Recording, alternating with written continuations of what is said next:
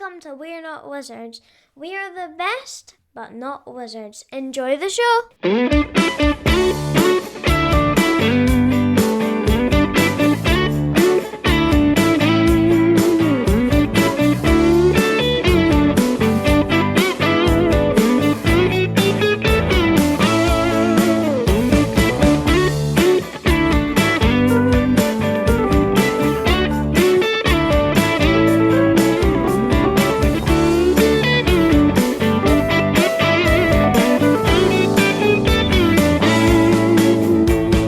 This episode is joined by Emma from EmGameScoring to talk about TikTok and Instagram and social media in general, and hope you enjoy the episode. And now, on with the show. Can I just get this out of the way first of all? Is that right? Okay, there are rumours going about that, and we'll get on an intro. Right, there's rumours going about that I consider kind of people that do Instagram and TikTok as kind of like a lower down rung kind of thing. That isn't necessarily true. I think that, and I want you to chime in on this, I think that board game media has moved from people trying to talk about games but then give like a kind of opinion on games to there's certainly we've moved into kind of like the influencer type thing. So we've moved into the space where people are like, look at this fabulous train. It does this, it does that, it does this. And not actually talk about the fact that it falls apart. Because I think there's a lot of that in it. But there's also the general kind of attention span type thing. That people just are not willing to sit down and spend kind of half an hour watching something or 20 minutes kind of watching something. Anyway, but the person who's going to answer me all these questions is my guest tonight, which is EmGameScoring, because they are the TikTok and Instagram expert. And ironically, I am not a huge fan of social media. I'm confused by this because, so we're going to, as I say, we'll kind of touch on, I don't mean to kind of go in kind of highbrow because we said what we want to do, so we want to keep this kind of as mediocre as possible. So if you do go into other things, then it'll be like, wow, this is amazing. But I'm not, usually the kind of the questions that you ask on these kind of things is, how do you get into board games? And everybody's usually like, well, I started playing Monopoly with my family. I started, doing this. And then when I got to a certain age, I kind of like discovered some kind of game that was the trigger kind of function. But you're relatively kind of new to the kind of, I guess, the social media kind of scene. So I guess my question is, what makes you go from just enjoying the board game kind of stuff to actually going, oh, I'm gonna start filming some stuff here. I'm gonna kind of put it out there. What was it kind of drove you to kind of like pick up the camera and kind of like start kind of doing the kind of the filming and the social media in the first place? When we went to UK Games Expo this year, I was kind of consuming a lot of content. And when I said I hate social media, I am a victim of it as well, with reduced attention spans, doom scrolling through reels, and I no longer have the attention span to sit through hours of podcasts and YouTube, nor do I have the time just now. So the way that we consume content has completely changed into kind of more bite-sized chunks. And I was seeing other people putting out similar types of media, and I thought, I could do that. I've got hundreds of games. I like talking to people. I am a consultant in my day job, so a lot of those are transferable skills in kind of conveying complicated information or teaching rules. I was a maths tutor for loads of years as well, so I really like teaching games and explaining them to people. So I thought I could do it in a bit more of an accessible way through Instagram and secondary TikTok. So I upload my videos to TikTok, but Instagram was my first platform. And by I say that platform, that just sounds... I'm not... There's no judgment here. I mean... it's only been about 6 months or so, and I just thought I could have a crack at that. And that's really it. I hadn't set out with grand plans or intentions. It just became quite popular quite quickly. Yeah. And then I had quite a lot of publishers reaching out saying, Yeah. could you review my game? Could you make a video on this? And I would say, sure. I've done quite a lot of off-camera work as well. So things like some rulebook reviews. So I Right. quite like getting into the weeds of how things are explained to make them easier to understand. And then some kind of how to play tutorials as well, which kind of leans towards that teacher aspect, for want of a better word. So is that your profession? Are you involved in kind of the No. education? I am not a teacher, so I work in finance. So Oh, right, okay. I'm an investment consultant.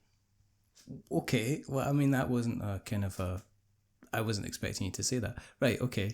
So Everybody always says that. It's like, you don't look like you did maths, no, or you don't look it's like no, you're this. it's not that. I'm trying to kind of find the bridge between, explaining stuff and kind of getting in front, because I think what happened during COVID, and it's really funny how people kind of don't talk about it that much, but there was all of a sudden, there was people that went from spending lots of time on a face-to-face basis and actually kind of used to this longer form kind of communication, all of a sudden having 5-minute calls here, 5-minute Zoom calls, 10-minute kind of team talks, and and when Skype was a thing, RIP Skype, it's drop the ball on that one, Microsoft. But anyway, so people went from the kind of expecting kind of like from long, lengthy kind of meetings, in-face, kind of person-to-person kind of things that took ages and ages. And I think people discovered that, well, actually we can kind of do this in 5 minutes, and we can do it over a Zoom call, and you don't have to come to my office, I don't have to come to your office. And I think that, as well as also the entire kind of... there's an entire generation of kids that literally spent like almost 2 years kind of learning stuff through kind of like videos, and basically getting... I remember my boy getting like videos from his primary school teacher, like a 5-minute video saying, this is what you're doing today, this is where you're going, and we're going to kind of like send over the notes. So I think it's become part of the territory that people are kind of used to kind of like doing more video stuff, and also breaking stuff down into kind of like bite-sized things. So Yeah. the board games, they've been around for a while then. Is this something that you've...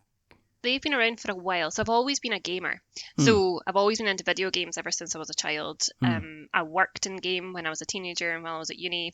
So I've Right. always played consoles, dabbled in PC gaming, and then when I met my husband about 4 years ago, he got back into Warhammer during lockdown. So right, one of those okay. activities where you Yeah. could sit and paint, and I Yeah. said, yes, I'll play a couple of games with you. So we got Warhammer Underworld. Very odd place to start when it comes to board gaming, but played Warhammer Pretty heavy. Underworld. And so then we bought a couple of games. We had Mice and Mystics, a couple of fantasy things, because I like fantasy novels, fantasy TV. And then we were getting our kitchen renovated, and our plumber came round one day and said, oh wow, you guys look like you like a lot of nerdy things. Yeah. I've got some board games too. Wow. I said, okay. So he said, I'll introduce you to some friends. We get together quite often and play board games. Yeah. We'll bring them round. And then it just turned into us hosting a weekly games night. So a wee cohort of people, whoever's free that week, will come to ours and we'll play games, and then the collection just grew from there. So it's been the last few years that we've done that, and we've tried to indoctrinate quite a few people into the fold. So how many friends have you got coming round? I mean, is there a regular rotation of about 5 or 10 people, or is it Yeah, kinda about like six to eight. So Wow. and a few friends here and there. Some come more often than others. And I'm actually organising a board game and mindfulness retreat at the end of February for women in the UK.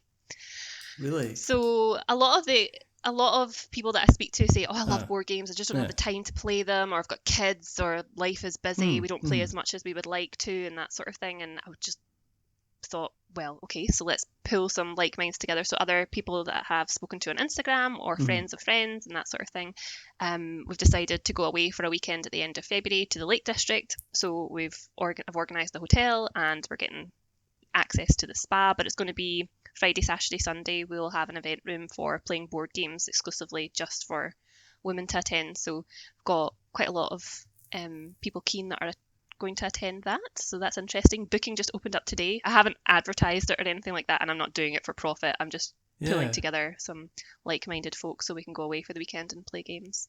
Because you think of that, I mean, to me, that's Aircon, to me.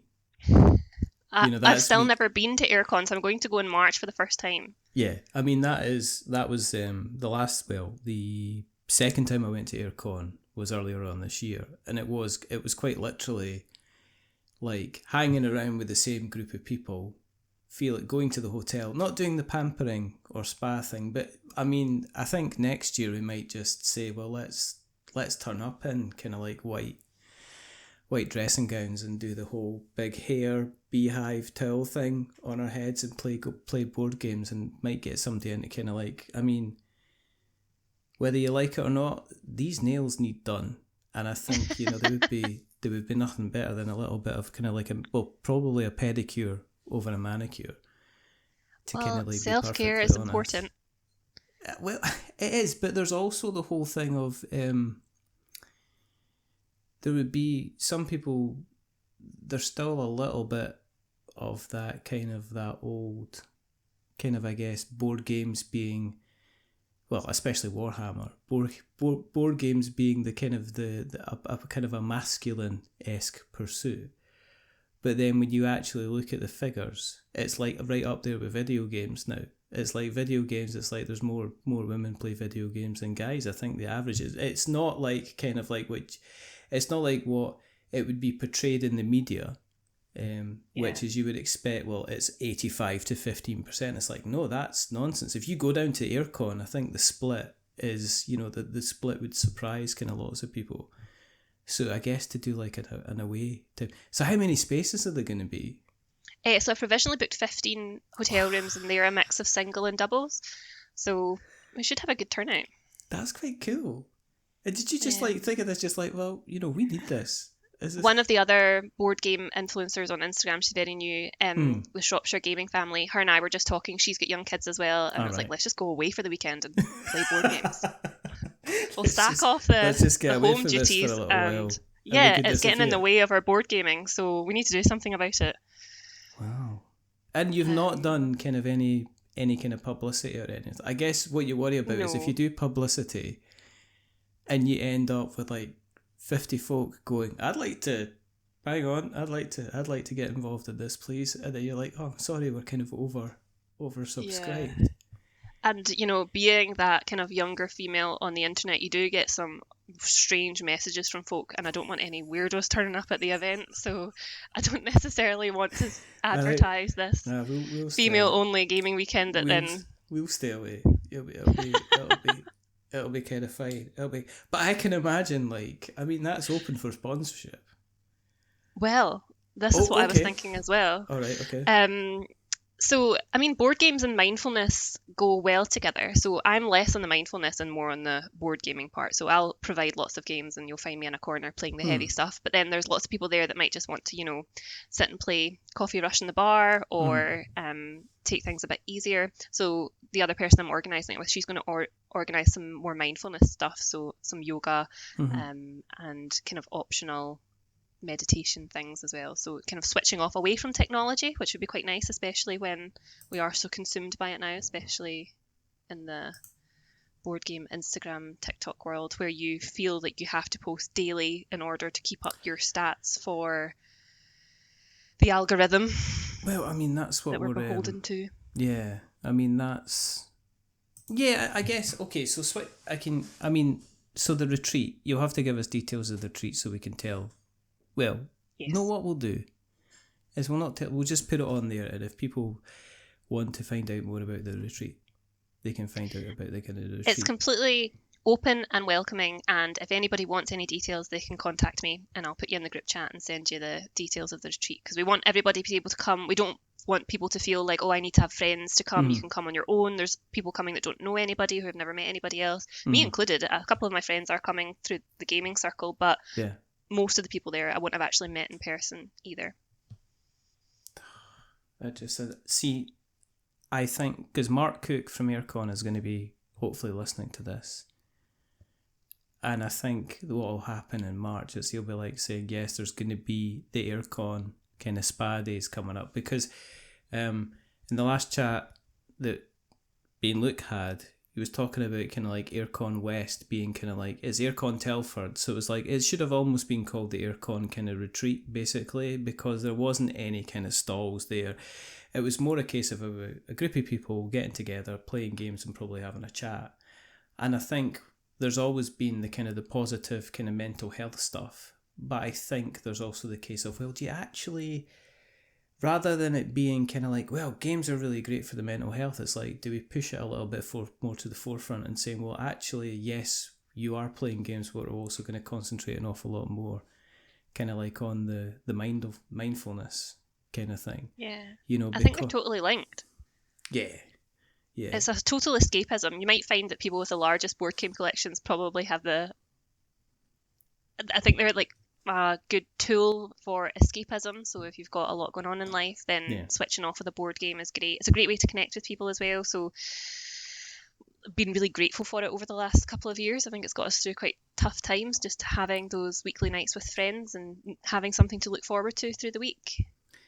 Is it not also the case that there's also something that you can do together, like yourself and your husband together, is like, because I know it sounds strange, but it's like, I know that a lot of it nowadays is like, well, let's sit down and watch kind of like Netflix, let's watch, did you watch The Traitors? And it's like, yes, you know, we watched The Traitors, but the fact is I could have been in the room with anyone else, you know, and there wouldn't have been kind of any interactivity. That's why when, you know, when I see my middle boy, when he comes round, it's not like, we'll generally not sit and kind of like watch, we could watch any number of films. Oh, should we sit down and watch Alien Earth together? Should we sit down and do this? But what we do is we've got into a place where we sit down in front of a table, we put whatever kind of board game we fancy, like Ironwood or anything like that, in front of us, and we can play it through and we can kind of have a chat. And there's also that kind of interactivity. So it's like, you know, it's like that whole thing about that kind of connection, which I think is kind of like becoming kind of more and more important.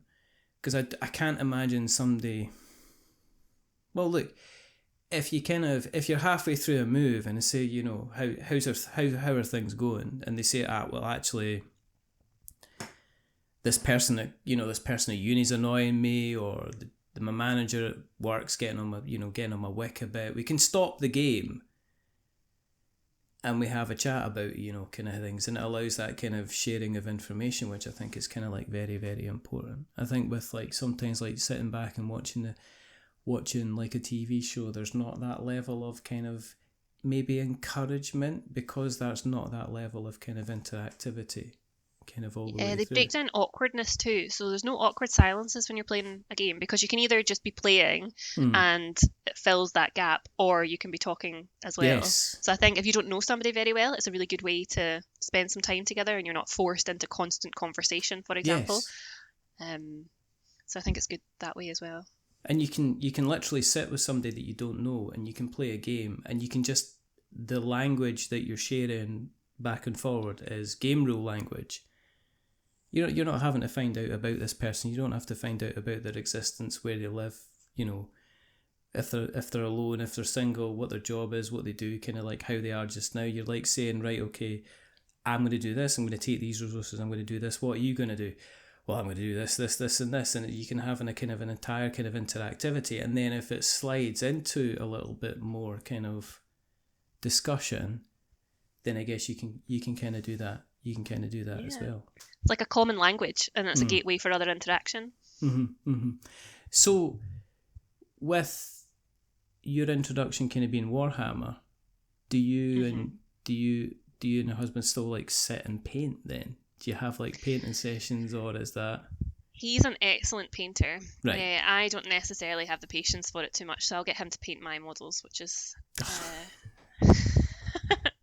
and I will do it from time. And to be fair, I used to be really artistic when I was younger, but it's just something that I've fallen away from. And time is precious now, so I'd probably rather be playing than painting. But that's not to say that I wouldn't be up for some little paint sessions. I only play Age of Sigmar, I play Slaanesh. But again, it's quite a brain-heavy game, and I don't like to get things wrong, so I have pages and pages of notes. And there is a local club as well near us, and we've been there a few times. And plenty of women go to that too. But like you say, it gets the rep of having that kind of basement dweller game. I think it as I say, it kind of depends on who's kind of been there and what's kind of expected, and the expected group as well. I think it depends on how long the group's been established, and if they're kind of that kind of open to having kind of like people around as well, or new people. I know it sounds strange, and I've seen this a few times at the local club where you'll get kind of somebody new kind of turning up, but because they're walking generally into a room of introverts, you generally don't. It's not like you're walking into like an amateur dramatics company. Yeah. Where you walk in and there'll be 15 people kind of, chassaying themselves towards you, looking to do the intros so they can be your new best friend. It's like my experience in seeing kind of new people kind of go to a games club is that unless they themselves can be quite kind of a bit outspoken, there's a chance that like when they walk in, unless they've pre-arranged something, a lot of the time they'll walk in and the experience that they'll have will maybe be they'll feel like they're entering kind of like a niche, kind of closed off kind of group maybe.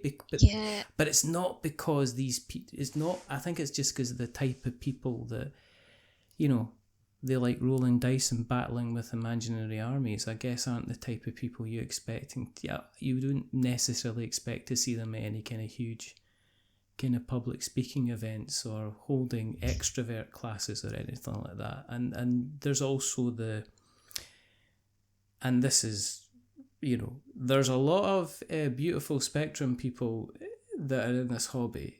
There are a lot of people that are kind of mildly, kind of slightly autistic or have, Asperger's, ADHD, and having somebody come in who they don't know is a little bit kind of like, they're new. No, I've got my rule book. I know what I was going to be playing. I don't like this new thing coming in. I think that is why the Friendly Local Game Shop series has been so popular. Yes. It's because people want to see what's inside these things, but maybe don't necessarily have the confidence to go themselves. And I think one of the extensions for that might be to go along to some more club and game nights and showcase them in a similar way. So I've been invited along to a couple that are upcoming, and I think I might go and make similar types of content of those events. So if somebody's sitting at home thinking, I'd love to go to that, but I'm too scared to go on my own, it doesn't feel that accessible, then I can be the stranger that walks in and talks to people. Yeah, the Friendly Local Game Store stuff. I mean, how did that start? Because it's so strange. It's so strange that nobody or very few people thought of doing that before. As in, like individuals, I would expect kind of like, say, Ancient Robot Games to kind of go, well, here's our content, this is what we're doing, this is what we're selling. But to actually have somebody kind of going about and going, well, I'm going to go into the various different scores, kind of stores across the kind of mainly the central belt of Scotland, that was a commitment, because it's time and travel and first of all, what made you decide to do it? Well, it was more by happenstance when we went to Forgotten Worlds in Stewarton. So not purely board game focused. We just wanted to go and have a wee look and thought this would make some good content. So we'll take some footage and put a video together. And then it became really popular. I was like, where could we go next? I mean, it's just an extension of what we do on our weekends anyway. We would be visiting these places and buying games. So it's not that we're going out of our way necessarily to do it. And that's why it's been in central Scotland. We went away for a weekend and visited a couple of game shops there. And then everyone in the comments was saying, have you been to this place yet? Have you tried this? And I just pulled a list together and started planning out where we could go and check them out. And it's been so interesting, and it has been really popular. So we just kept doing it. And how does it work? Do you get in contact with the store kind of It's a mixture of beforehand? both now. So I've had quite a few stores reach out to me being like, I've seen your videos, a couple of Yeah, customers have said, we'd love you to come. yeah, So I try and be efficient with it. So if I'm going to one store in Glasgow, I'll try and hit a couple yeah. and visit a couple in a day. So I'll reach out to them if I was already in the area and I know that they're Uh-huh. local. So it's been a mixture of both. You come see us, or I'll drop them a message and say, I'll come see you. And what was it like going to the bus stop toy shop? It was nice. The guy in there is so friendly, and really knows his stuff. He had such a community. Everybody came in he knew. So, I mean, people are coming in and they're talking about Yeah, their dates. They're talking about things that have been going on, and he yeah, knew them all by name and their family and what was going on. It was getting yeah. all the gossip on the side with everybody coming in and out. He's. They I went to school with. just, I went to school with him. did you? Yeah, I went to school. He went Ah, to school with him. He was over here, and I think he went and then went to uni in Glasgow. And then certain things happened, and the next thing I know is like I see him. You know, it's like you see people on Facebook, and it's like I wonder what he's up to. And it's like, oh, he's like, he's like he should be my best friend again because he's doing board yeah. games and stuff like that. He's But running game shop. it's yeah, it's no, he's and I know exactly what you're talking about. This is the bus stop toy shop. They're over. Is it Airside? Largs. Largs. There you go. He's going to kill me for doing that. And you got to watch that because he is. I think he's literally like a second or third dan in karate. So he will kind of, Mr. Connor, if you're there, please don't hunt me down and kill me.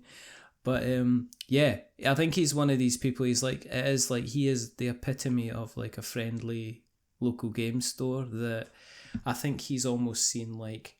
I think he's close to seeing people who start coming into the store snotty nose age of 11 and then kind of working through the store and then kind of working all the way through the store, coming back when they're 18, 19, when they got the first jobs with their big packets, and then watching continually. So I think when and I guess that maybe rotates back to what we're talking about with kind of like community, mindfulness and stuff like that. He's probably had conversations with some of the folk that have come into the shop to say, you know, what's wrong with you today? You know, you've not been, you know, you pulled an EX Charizard, you know, that's worth £24,000. What's wrong with you? And it's like, oh, just having a rubbish day, you know, this is happening, that's happening. So he's probably been through, you know, girlfriend, boyfriend breakups, folk passing their tests, folk turning 18, folk getting drunk for the first time, that kind of whole business. But it's a good, yeah. Yeah, well, there's kids coming in with their parents for their sets of Pokemon cards, and then Yeah. there's all the adults coming in for the events that they run, and Yeah. that was the epitome of a community store. You could definitely Yeah, tell yeah, that yeah. the customer base was really loyal. I mean, it's not the most attractive store to look at on the inside, and he'll say that himself, because you Yeah. get some of the more aesthetically pleasing big stores, Yeah. but it was all about the community and the people. Yeah, no, it's absolutely, yeah, and which is kind of fantastic. With that, on the flip side, with that being a success, and with so many people are kind of approaching you now, and which that has obviously helped kind of build up your profile. Do you feel a little bit under pressure to kind of be doing other series as well? You've mentioned kind of like going to actual board game clubs. Are you now thinking, well, what's the kind of the next thing that we could be doing? Or I don't feel necessarily under any pressure because the page is so much bigger than I ever expected it to be anyway. I'm doing so many things, getting so many opportunities, speaking to people, and have more games than I could even imagine playing 6 months ago. So like I'm really happy with where it is. So anything else is just a bonus, really. But I will run out of friendly local game shops in central Scotland at some point. I've still got quite a few on my list, but what comes after that? And I've got a few ideas. I'm not short of ideas. I'm just short of time. But really looking forward to the retreat stuff and maybe attending some of the more event-driven things. I did go to Tabletop Scotland and covered that a wee bit as well, and would do more things like that. But I don't feel under any pressure necessarily. I've got no grand plans. I'm just taking it as it comes. would you go into more of the critical stuff? Because one of my things, this is me going back to being an actual content snob again, but one of the things I've noticed is that there is more of a shift to kind of like look at the shiny, yeah, but not talk about it. But are you quite happy to kind of like just be talking about games that are kind of getting you excited, just talking about games that have caught your eye kind of thing? Or I've had this debate a few times now, and my opinion on it has changed since I started doing this. So when I first started, I thought, so many people are just saying they like every game that they play, and Yes. you're not actually getting a true evaluation of that game. What if they don't like it? Can you just tell us the ones that you don't like too? Yeah. And then I heard the other side of it, and it's like, well, you see how much people put into making these, and will it be suitable for somebody? Probably. And is it just because it's not your thing and not your type? You might think it's a terrible game, but some people might love it, and that happens all the time. There's things that I just don't like that other people like. So can you find a way to talk about it that's just factual? This is what the game is like, and people that like this type of game might like that. If a game's objectively bad or I don't want to cover it, then I won't. So I've turned down reviewing some games that I think just aren't going to be my cup of tea anyway. Because if you have a platform with several thousand people, and obviously mine's not as big as some of the big ones out there, and you trash a game, that can have a real impact on a lot of people. And I don't know how that sits with me in terms of that critical review. And I think it's a bit of an internal debate, because you want to stay authentic and you want people to value your opinion of something. Yes. You don't want people just to think that you're going to say that you like and do everything. And I try to teeter on the edge there by perhaps not showcasing stuff that I didn't like, or where I'm being critical of something, try to at least be balanced in that criticism. So I have played games that I don't like. I have my preferences for games that I like. And some games I've thought, yeah, that's terrible. But I'd probably choose my words more wisely, because I have a new appreciation too of just how much heart and soul goes into some of these things. And I think kind of cruelty without tact and all that sort of thing is just cruel. Yeah, no, I'm all for that. And I think one of the things that and it's on, I think it's actually on that side of the Atlantic, is that they take the kind of the view that they don't understand what the word criticism means. It's like you can critique something, absolutely love it, and still kind of critique it, as in talk about things that you particularly bounce off of, or you don't like, or you find in some cases kind of ridiculous. I think my issue is and there is a couple of people who I think as time's gone on fallen into this, where basically if you got into a lift with them and you farted, they would declare it the best fart ever, regardless of how bad it was. And I see that, unfortunately, I see that a lot. And, and there is the whole thing of there's not an awful lot of money in the board game space. So I do see people who go into this kind of wholeheartedly and become part of the industry and start getting paid for it. And then you see it's almost a case of, well, they're getting paid, so if they all of a sudden start to kind of like trash stuff, then people will not be wanting to work with them, therefore they'll not. Because I think once you get to a certain level, people will pay you for the size of audience. Yeah. Like folk like, and I think in written criticism, I think you get more leeway than if you're doing kind of video criticism.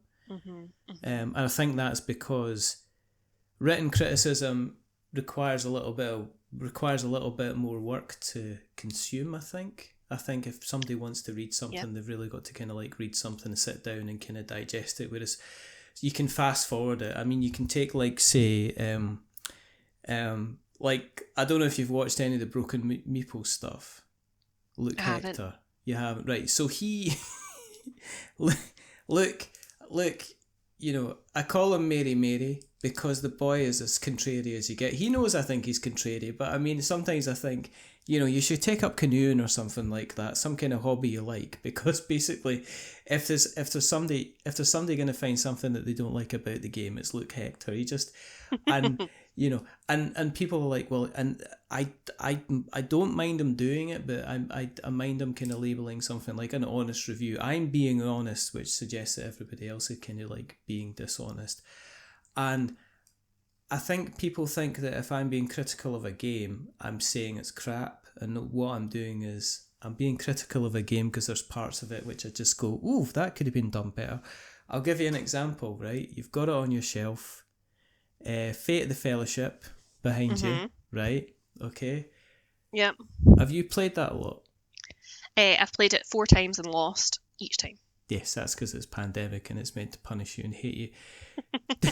Okay, I played it a couple of Sundays ago, and I thought it was basically fun. It was good fun, but it opens itself up to being a puzzle that you don't get any leeway with. That you have to be executing your plan. You almost have to say, you get your cards, because you get all your cards, you get your characters, and then you get like your 3 or 4 goals that you've got to get before you kind of go ahead and kick the ring in Mount Doom.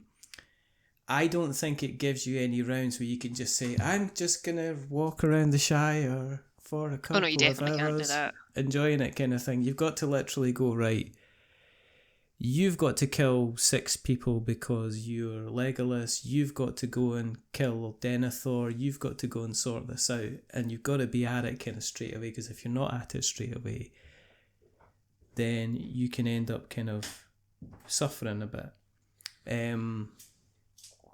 I guess,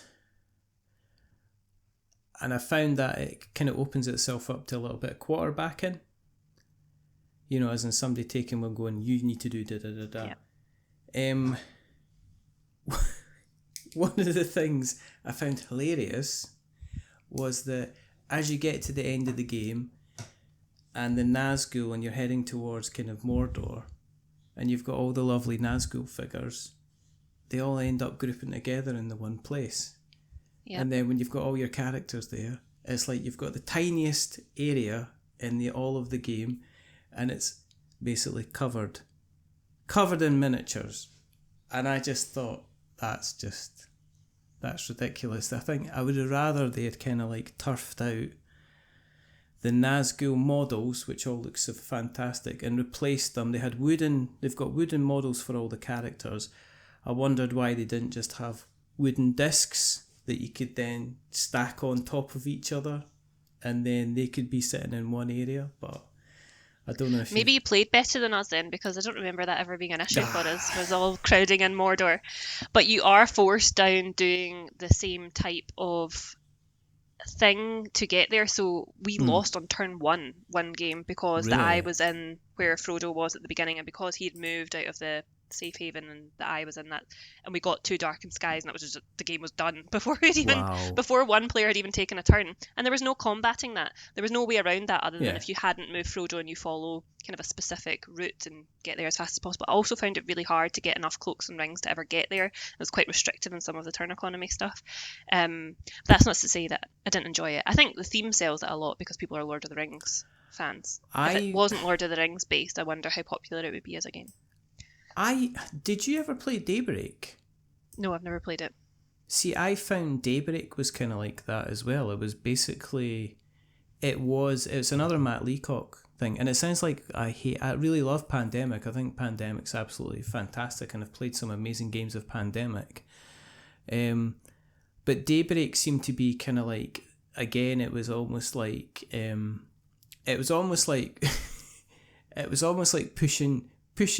pushing your nan down the stairs if she made your tea a little bit cold. It was that kind of extreme kind of thing where you're basically like, well, I don't know what's going on here. And it was kind of like that kind of thing. It was a bit kind of strange with regards to that. So the thing is, I'd like to play Fate of the Fellowship a couple more times just to see if we could kind of solve it, because it does seem to be like a puzzle to solve. But as you said, there's kind of quite a lot of randomness in it, which is kind of like making me think, you can pretty much luck out from the very, very beginning, and then you're just like, might as well go on. But see, when we were just talking about opinions of games, I think so many outside factors can weigh on whether you enjoy a game or not. One, have you heard the phrase that a game's is only as fun as the people you're playing with? Yes. So depending on who you're playing with can really materially impact on whether you enjoy a game. Two, how you've been taught it. So if somebody is more experienced and understands it and can guide you through it quickly and gets you up to speed, I think it can be much more enjoyable than everybody poring over rule books, getting things wrong, not quite figuring it out. And then 3, like just how tired and you might be, or your own general mood. Is it the last game of the night that you're playing and you're not really putting too much attention into it? Have you already written it off because you didn't really fancy it, or somebody else kind of suggested it and you don't feel like it? And there's games as well. See, if the rulebook is terrible, I almost immediately switch off because I'm like, I hate this. This is so annoying. Why have they put it this way? And I don't want to play this game. And I'm very like swingy when it comes to things. So I have to bring myself back and peel away my biases. And all those things can really impact on a view of a game. So objectively saying something is good or bad becomes more difficult because it is opinion-based. What was the last game that you played that you just went, this is like amazing. This is like literally like playing something that wraps itself around you like the warmest duvet, and basically gives you the most amazing hot chocolate, but at the same time it's like got a little tang of lemon in it, so it feels like it bites and it feels like it's not just holding my hand. Well, if my duvet was made of iron and I was lying in a bed of coal, maybe it was Brass Birmingham that I really enjoyed. Okay. I just thought it was so well designed and such a well balanced game, and on playing it a few times I thought, I understand why everybody likes this so much. I like a kind of heavier, crunchy Euro game. Theme, I'm not huge on theme. My husband loves a themed game. We have tons of big co-op fantasy stuff that we've never got to the end of.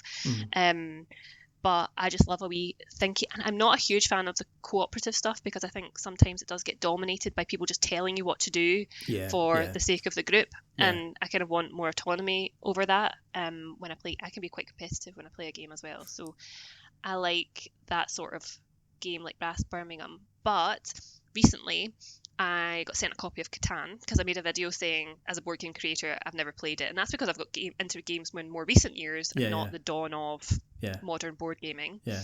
And I loved it. I thought there was almost a joy in the simplicity of it. I've played so many complicated games with various trackers and sets of decks and cards, and almost getting back to basics of this is just a well-rounded game. I understand people's criticisms of it. Some people love it. Some people think it's a bit kingmakery, and you can just decide who wins because you just refuse to trade with people and that sort of thing. We also played it wrong the first time round when I won, so it was a bit of a hollow victory. And then Carcassonne as well. I hadn't played that before. So these are things that I'm new to because I hadn't played them in recent years, but actually have really enjoyed playing these older games. Yeah, I've never played. I don't think I've played Catan once, I think. And I think that was an online version. And Carcassonne I've played through BGA. I owned a copy and played it for a while. I played a couple of times, but it's really weird because it's like an old... video games, going back to as a quick side swipe of video games, it's like, I don't know if you've ever played any of the Dark Souls games. Yes. But it's like playing Elden Ring and then somebody saying, you should go back to Dark Souls, and you start playing Dark Souls and realise you can't just jump. You know what I mean? It's that kind of thing. There's so many kind of quality of life adjustments that have happened since the days of Carcassonne and kind of Catan and stuff like that I'm just like, I don't know if I want to go back to that. I don't know, I think you play stuff for classics, but I couldn't imagine going to the club and saying, anyone up for Catan? Or anyone up, I thought, what is it? All right, Grandad, let's get you to bed. You've obviously kind of stayed but on the flip side, I found it oddly refreshing. Yeah, I suppose. I guess it would be like, I suppose it'd be like back to the days of Cremola Foam, maybe that kind of tangy. No, it's like how people have started. People have started, the old school cameras. I can't remember the name now. I've got one myself. Where you're actually putting it on film to develop as opposed to digital. Because there's like an old school charm about these sorts of things. I don't mind playing an old video game as well. I find that sometimes games can be really overwhelming now, both board games and video games. Played God of War and I nearly broke my thumb because I was squeezing on the X button so hard. I really had like repetitive strain injury in my hand. Whereas if I played something that's just slightly more old, that forces you to chill out a bit and take a step back, you're not And I think that's what those games have done. And I actually really enjoyed playing those Carcassonne and Catan, even though I play lots of new, more complicated games. I thought it was oddly refreshing. What is there anything that I was going to say? I'm going to save that for a little bit later, because one of the things you mentioned at the beginning was with you being kind of reaching that kind of, and we all do, you're reaching that point where people are kind of contacting you. Was it kind of weird? I mean, how did that happen? Did you get like a DM from somebody, and did they say, do you know, we're from XYZ kind of game company? I find it really bizarre, and how low the bar is for people giving you free stuff. Like, I didn't expect to get copies of games until I had maybe like 5,000 or 10,000 followers. I couldn't believe when publishers were reaching out being like, do you want to play this game, or do you want to send you a copy? And I'm like, me? Are you sure? Yeah, I'll do it if you want. But I guess the way to look, I mean, I do work a little bit in the industry, a little bit, as kind of like side stuff, and I have kind of done kind of consultancy stuff for companies in the past as well. So when you know, or when you learn how much actual kind of board games kind of cost from a cost point of view, and how much it costs to kind of like send them out as well, which you're used to kind of doing, I guess if I like send like someone like yourself, if you've got like 1,000, even if you've got like 1,000 followers, if I send you out and like, if I send you out a game and you give it some coverage, and I know you're going specifically to an audience which is looking at board games and appreciates kind of board games, and if out of those 1,000 folk that follow you, I guess if like 500 people see it and 250 people kind of like it and 50 people then go on the website and 10 people buy it, I guess it's like, I guess the return on investment is like pretty kind of low as well. And also I think the whole board game media space is also, it's a bit like hedging your bets as well, because I mean, if the one thing that is about kind of like board game media and a lot of content, kind of, I hate using the word content creation, but the whole board game media space is, there's a lot of people that, and I've been involved in this for like we're almost 10 years now on the show, but the number of people I have seen jump on the scene, and then the number of people that have left in that period of time is kind of like staggering. I mean, the number of people that have done. So I guess, but also at the same time, nobody in my space knew that YouTube Shorts were going to be a thing. Nobody knew that TikTok was going to be a thing. I mean, reel videos on Instagram was going to be a thing. None of us knew that kind of like long form YouTube kind of review content was kind of going to slowly kind of peter off, I guess. So sometimes like when they see like a new person entering in with a lot of kind of like passion and energy and excitement, and they're like, well, if I send you this, then you're going to be doing you're going to be doing this 100 times more effectively than my marketing department can do. And if I send it out to another 25 people, and if I end up getting like 300 sales off the back of it, then I've kind of made the kind of the money. Out of the ones that you've been sent, who's surprised you the most? Who's the kind of the name that sent you stuff that you went, oh, okay, I guess I've landed now? So the first people, and they are super generous and send loads of things to creators, was Rio Grande Games. And I'd said only in a comment that I wanted to play Dominion. And then they were like, okay, here's a giant box of stuff for you to play. And I thought, oh my God. But then you do feel a wee bit under pressure, because you think, right, well, I need to give something in return. I'm going to have to cover a lot of these games. And then, like, from there, even Asmodee reached out to me. And that's because I'd made that video saying that I'd never played Catan. And I know that they're notoriously hard to kind of get in with. And then like Zatu Trade and Hachette, and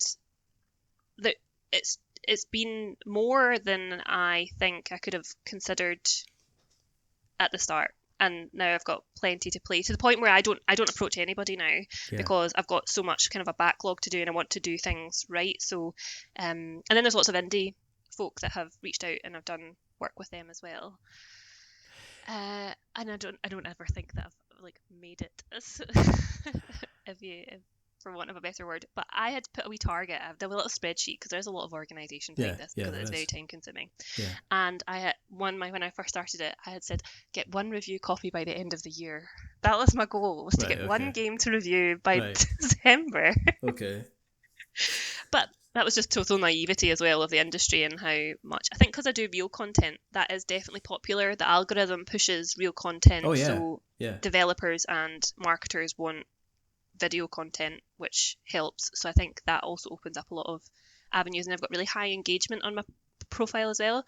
You find that some big accounts have maybe bot followers or have low engagement despite having high numbers, and that's really important too. You need people to be looking at and engaging your content, so the follower count isn't actually the best metric with a lot of things. Yeah, it's kind of strange to still get kind of like to see that kind of being asked, so how many followers do you have? And it's like, well, it doesn't matter, because I can put, if I've got 50 followers and I get, I end up getting like 300 likes because, people share the stuff all the time. So I think the interactivity is kind of like really important. It's also the kind of the community side of things. So I think some of the really successful kind of players out there, they've got the community behind them. I mean, the reason that Shut Up and Sit Down, no pun included, I mean, and even, yes, Mr. Luke Hector, have,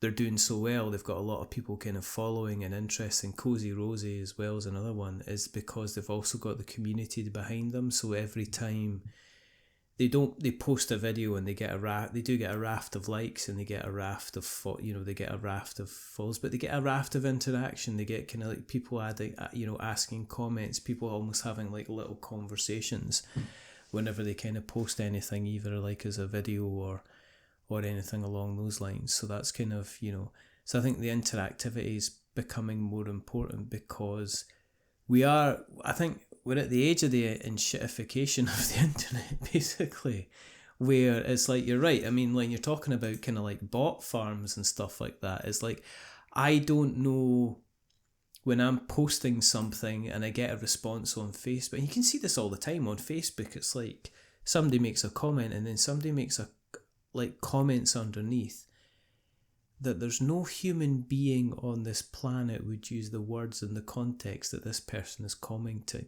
and how that the way that they're doing it. It's kind of strange. It's kind of very, very weird. With and with stuff like AI and stuff like that, and with the kind of the bots and the farming and basically everything that's out there, AI seems to be. Have you seen kind of like any of the AI reviewers? I mean, I've seen a couple of kind of like AI podcasts out there, and the guy had the audacity to post in the kind of the board game reviewers podcast group. Oh yeah, I made a podcast. Here's my first 7 episodes. I just fed the rule book into this large language model, and look, it produced these 7 podcasts, and I've never seen anybody taken to task so quickly and so kind of violently. It was absolutely glorious. But are you noticing that as a kind of like as somebody that's out there doing that? Have you seen kind of hints of, with AI? I mean, AI is everywhere. That's a problem beyond just board games, right? Like, in every facet of our lives. And it's obviously vilified because there's so much of natural talent and human element that goes into making and playing board games, that the introduction of AI is just kind of abhorrent to most people in the community, and I can understand why. I think it is a useful tool in some places, not necessarily for content creation, but for example, if you're getting a prototype up and running and you need some kind of graphics and things to do that. But then I completely understand that come to full game, you want to be hiring illustrators and not using AI art when you're creating your game. It's really obvious when there is AI art in games now as well, and I just think it doesn't work. I think people are consuming AI content and some people have no issue with it. Like, you can now get AI boyfriends and girlfriends, and people are having full-blown relationships with people that don't exist, and that's sad for some and okay for others, and that's just a whole other commentary on humanity that probably can't be tackled in board game content space. But I would have opinions on it, and I don't have the strength to. That it's too late at night to start down that kind of conversation. But you know, maybe getting people together and playing more board games is what we need for society, rather than just consuming digital content. It's kind of strange because I think in terms of like the board game space is almost kind of like a bit Teflon when it comes to AI. And what I mean by that is, if it's Board Game Arena, I don't care who I'm playing at Board Game Arena. I mean, it could be a bot. If it is a bot, then so what? I mean, I'm so used to playing kind of like mobile phone games where they've got bots anyway, it doesn't matter. But I think one of the ways that we're Teflon is that ultimately, and as we've alluded to earlier, it's not just sitting down and you put your components and your dice out, it's the fact that you're sitting across from another person. I don't think any amount of AI could get over me sitting down with somebody and going, you know, why have you put the 15th Nazgul in that space? We don't have any space for Frodo now, kind of thing.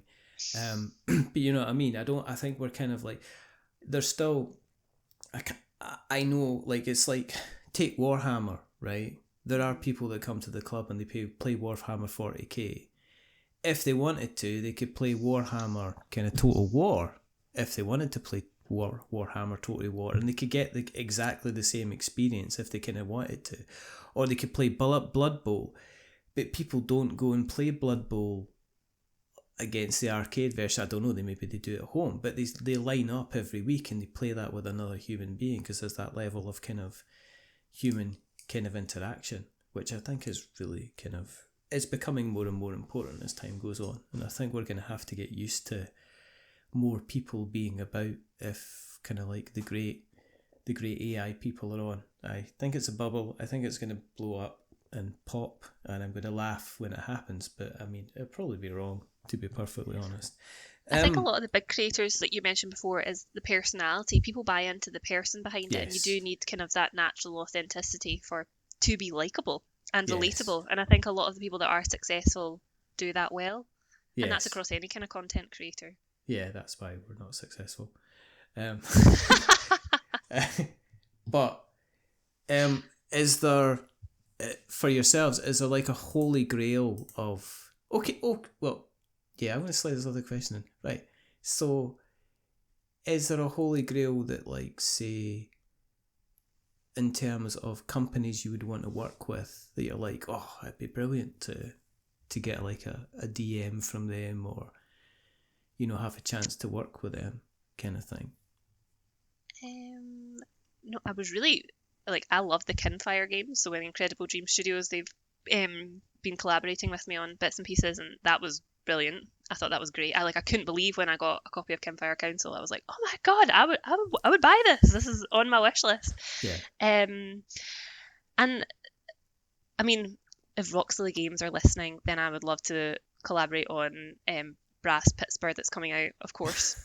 But again, I think they only work with kind of really big content creators. They don't like me, so they're not. Do they not? No, they don't. No, what did you do? I didn't do anything. It was them. But anyway.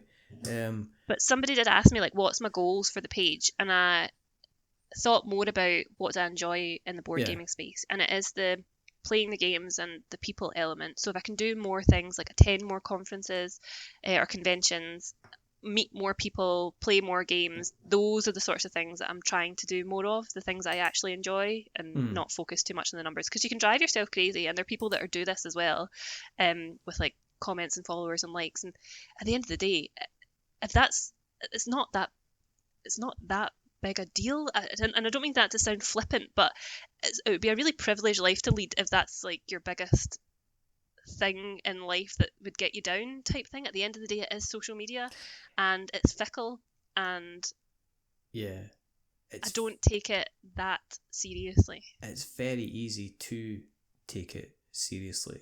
I Yeah, you think can get they consumed don't by it. they don't warn you, and that's one of the things. Is if anyone's asking for, like, if the folk were saying, well, I'm going to start a podcast, what is the what's the first bit of advice you would give? It's like, don't worry about downloads. Mm-hmm. Because, and because you hear of people, like, your Joe Rogans of this world getting millions upon millions upon millions of downloads. And I've heard of some people going, well, I get like 150 downloads a show. And we've kind of fluctuated over time, and part of that was obviously COVID. COVID killed the show for a while. Did it? Oh yeah, because people stopped commuting to work. Ah, right, okay. People didn't have that space with it. Folk were going for walks, but a lot of the podcasts out there, literally relied on somebody standing on a platform waiting to get a train, or sitting in traffic, Mm-hmm. or going for like a 45-minute walk when they're walking their dog or something like that, or whatever they were doing. It really, really relied on that. So you can see, if you saw in the COVID time, the whole podcasting stuff kind of dropped off massively, to the point where I basically went, well, there's not much point in, well, at the time we kind of went, well, we'll just have a little bit of a break. But that was because you're getting people on, and it was basically like, well, how are you dealing with one of the, defining moments of this kind of the century kind of so far? Who knows? There was going to be so many other defining moments. But that was that. So there's a lot of there's two things with podcasting nowadays, which is that, first of all, is that when we first started this, you could guarantee that if you're getting like 200 downloads like a show, and folk are like, what, 200 downloads, that's crazy, it's nothing, how you doing? But if you're getting that many, you end up in like the top kind of like, I think it's something ridiculous, like the top 7 to 5% of all podcasts, because none of them a lot of people don't get that kind of many downloads. But one of the things that also kind of really hurt the podcasting stuff was that somebody in PR companies decided that the best thing to do to get a celebrity who was getting a little bit of exposure was to stick them on and get them their own podcast. So all of a sudden, the podcast space went from being kind of very, very kind of niche and stuff like that. So that's where Shut Up and Sit Down would always be there. And the only thing that was there was like, Gardner's Question Time was one of the things that was like saturated, one of the big shows. And now you go on there, and if you look at the iTunes charts, it's like it's either the rest is history, the rest is entertainment, the rest is politics. Richard Osman seems to be about doing 15 podcasts a week, a day, if that. You've got every single reality kind of TV show that's got one. I mean, Traitors famously has got one, which is fine. I mean, Ed Gamble's an amazing podcaster, which is fine. But there's all this, the entire market has become another way to kind of get a brand out. So that kind of market's kind of been very much kind of saturated, which is kind of interesting. So but that's just a whole commentary on consumerism, yeah. And consumption. We have so much more to consume than we have ever done before across any media and any platform, and it's totally saturated. Anybody can start a podcast now, but don't really. It's idolized these sorts of things as well. Board game content creator, or even see how many people have said to me, "Oh, I'd love to open a board game shop," and you think, would you really? No. Do you really understand what's involved in that? It's really hard work, and people have all these grand ideas of, "Oh, I'm gonna live my hobby," and you don't. No, you That's don't. not how it works. You're opening a retail shop, and if you don't like working retail, you won't enjoy working. You won't like in the hours, shop. And it's not 9 to 5. It's Oh no, it consumes people's lives. Yeah. So the other thing is people's platforms get taken away, right? So there can be Instagram bugs, or TikTok can shut down accounts, and you see people that have spent their whole lives building up tens of thousands of followers, and it just gets deleted overnight. Or and this is a big one in the case of like say Twitter. Overnight, it was bought by somebody else who decided that the algorithm was going to be, and I think one of the things that we've suffered is that there used to be, like it or love it, there used to be one space where everybody went to, which was Twitter. Yeah. We all used to hang out, even the people that didn't like each other, everybody, like, there was spats and, our Elsie wasn't talking to our Sharon over what she said about our Darren. But it was all, you used to go, well, what's this week's drama? Who's been fighting and arguing? And now it's like there's not one single kind of main kind of square where everybody wants. And it's almost like, and like the big brands don't really want to have anything to do with kind of Twitter or X.com, because it's like, let's face it, it's run it's run by a guy with certain kind of very, very far right kind of leaning kind of ideology. Other ideologies are available, but so you don't, it's like that. Do I put my brand on there where I know that a certain part of my potential buying audience are going to feel kind of isolated by that? They're not going to be interested by that. So we've kind of been losing that as well, because I used to put episodes out on the show, and you put them on Twitter and you guarantee you'd see a huge spike in kind of downloads, because people would use it as a way to go ahead and just download the show. And now there's like so many platform aggregators, like Spotify's got its own place, and YouTube, you can put stuff on YouTube, and now people want podcasts to have videos on them, and it's just like, what?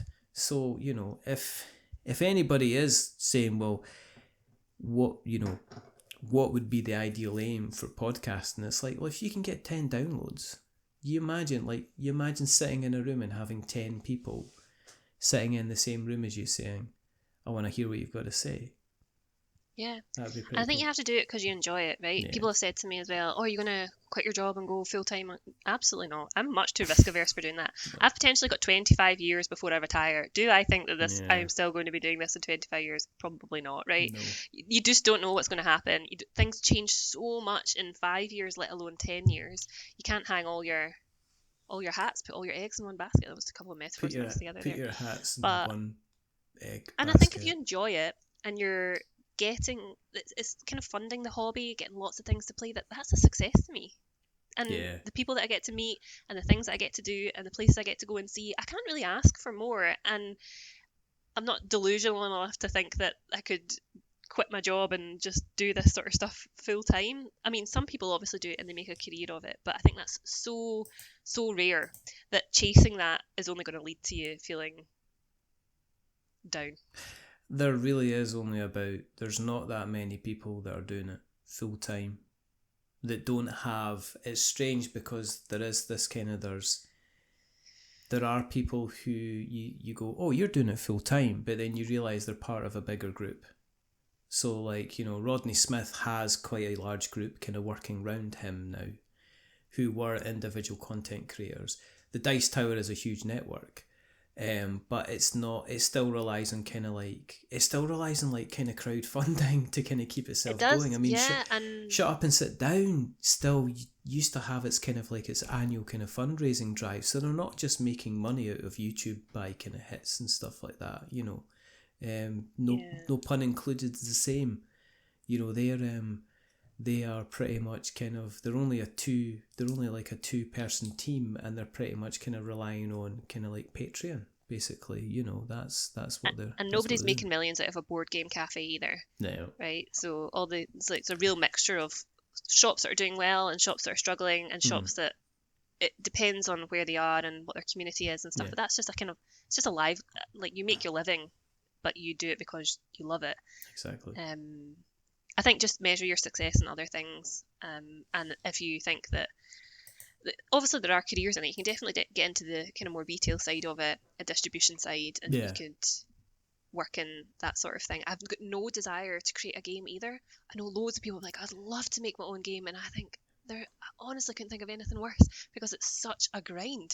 There's so much you have to do. You'd have to pour your heart and soul into things, and then do all the fundraising. There's all the issues with Kickstarter and GameFound anyway, that you have to spend tons of money to raise lots of money, and that fills me with that I've got no desire to leave a legacy in that type of way of having my own game.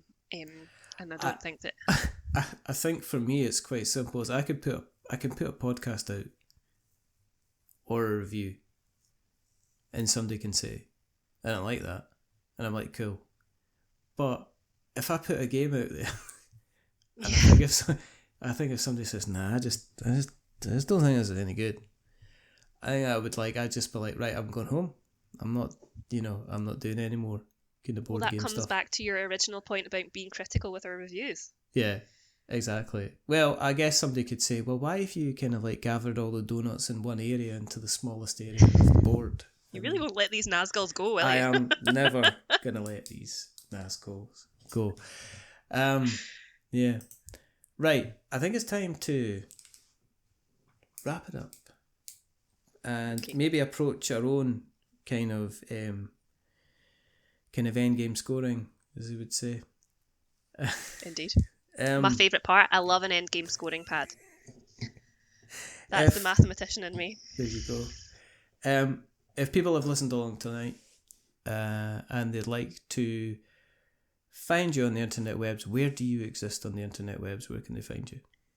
Currently just Instagram and TikTok, and it's EmGameScoring. EM for Emma. There you go.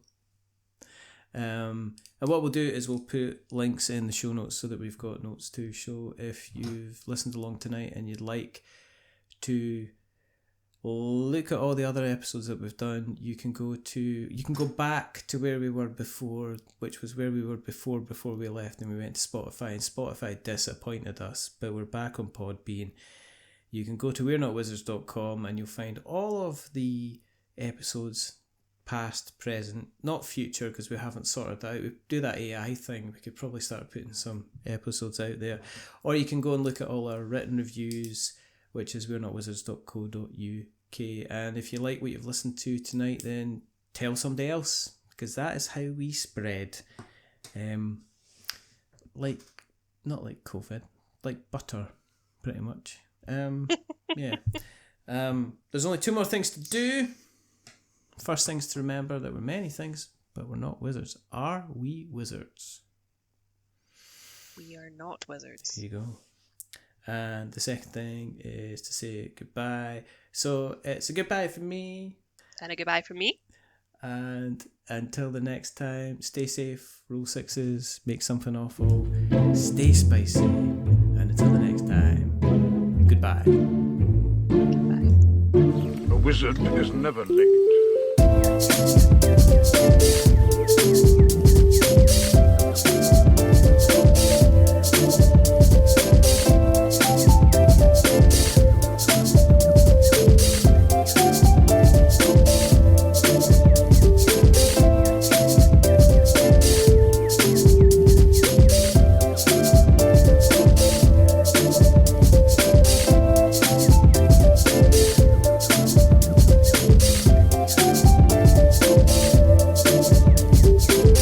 Nor is he early.